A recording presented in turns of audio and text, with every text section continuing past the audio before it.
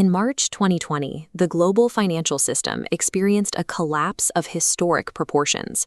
Within days, trillions of dollars vanished as digital stock market displays turned a permanent, uniform red. Classical economics operates on the assumption that investors are rational actors.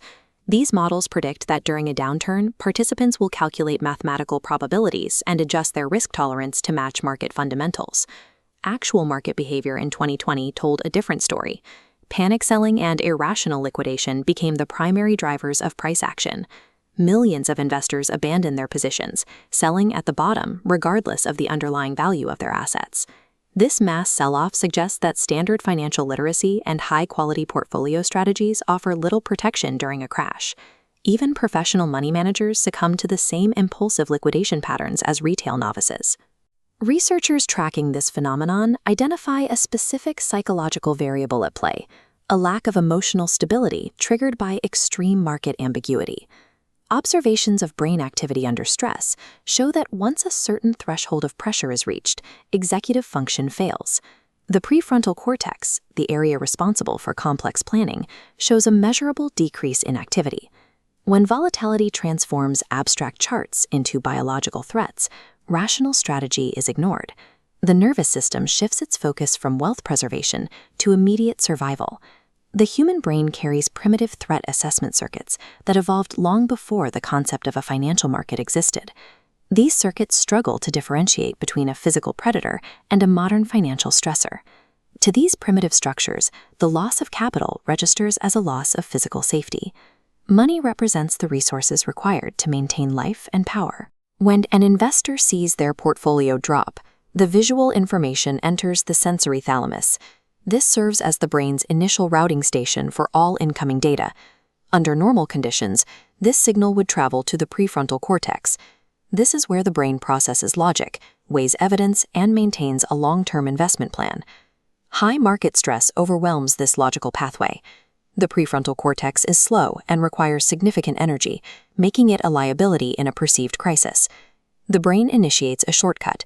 The signal bypasses the logic centers and moves directly into the amygdala, the almond-shaped cluster responsible for the fight, flight, or freeze response.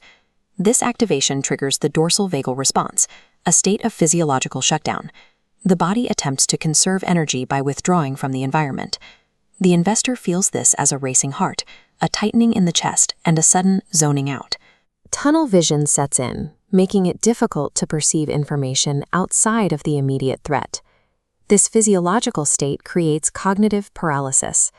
An investor may have a written plan to buy the dip, but their nervous system has made it impossible to execute. Survival dictates a shift in priorities.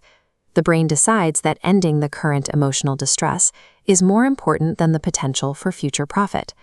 Selling the asset provides the quickest path to ending that distress. Clicking the sell button terminates the stimulus, providing the nervous system with a momentary sense of relief. Panic selling acts as a successful biological survival strategy. It removes the stressor, even though the long-term cost is financial ruin. To verify this link, Rakuten Securities partnered with Hiroshima University to study the specific traits that lead to this biological reaction. They utilized a data set of over 112,000 active security users, tracking their actual trades during the March 2020 crash. The study utilized a probit regression to isolate the primary trait behind the liquidations. They focused on neuroticism, a measure of an individual's sensitivity to stress and emotional instability. The results showed a statistically significant correlation. High scores in neuroticism predicted an increased likelihood of selling all or part of a portfolio during the downturn. Even investors with high financial literacy scores were prone to this behavior if their neuroticism levels were elevated. Knowledge did not mitigate the urge to sell. This behavior stems from myopic loss aversion. Neurotic individuals experience the pain of a loss twice as intensely as the pleasure of an equal gain. Under stress, this aversion distorts risk assessments. The investor focuses exclusively on the immediate pain of the red screen, ignoring the historical probability of a recovery. This is compounded by regret aversion. The investor fears that if they do not act now, they will feel even greater shame if the market falls further. To avoid that anticipated regret, they take preemptive action. Selling provides a fleeting sense of agency in a situation where they otherwise feel powerless. In this state, investors aren't trading the market. They are trading to regulate their nervous systems, sacrificing fundamentals to manage their anxiety. If neuroticism predetermines market failure, we must look at how the brain is programmed to perceive threat in the first place. Scientists at Columbia University's Zuckerman Institute have been studying how memory associations dictate new decisions. Their research shows that the brain does not calculate choices from scratch. Instead, it proactively relies on pre-encoded memory links to decide how to react to new environments. When an individual's foundational memories are rooted in complex trauma, their default decision-making framework is biased toward survival and escape. Childhood instability, such as unpredictable caregivers or financial scarcity, programs the brain to anticipate constant change. The child learns that the environment is unsafe. This unpredictability hardwires the nervous system for instant gratification. If the future is uncertain, the brain prioritizes immediate resource consumption. Long-term saving appears as a biological risk to a traumatized mind. Holding assets for a safe future feels irrational when past experiences suggest the future never arrives. Childhood neglect or shame adds another layer of complication. The individual internalizes the belief that they lack inherent value. This weaponizes money as a tool for validation. Spending and material displays become a mask, used to prove success to a world they believe will otherwise reject them. Chronic instant gratification serves as a survival strategy. It is a learned response to navigating a world perceived as fundamentally unstable.